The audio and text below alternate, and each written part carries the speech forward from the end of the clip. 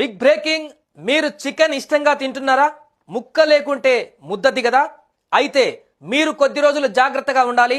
ఎందుకంటే చికెన్ ద్వారా ప్రమాదకరమైన వైరస్ ఇప్పుడు మనుషులకు సోకుతుంది. ఇది 2 తెలుగు రాష్ట్రాలలో విజృంభిస్తుంది.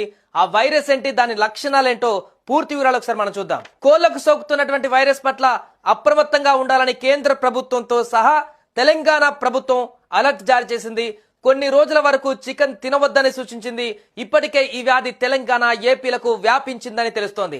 వేలాది కోళ్లు మరణిస్తున్నట్లు సమాచారం అందుతుంది. ఏపీలో తూర్పు, పశ్చిమ గోదావరి జిల్లాలలో సైతం కోళ్లకు ఫ్లూ కారణంగా మరణిస్తున్నట్టుగా తేలింది.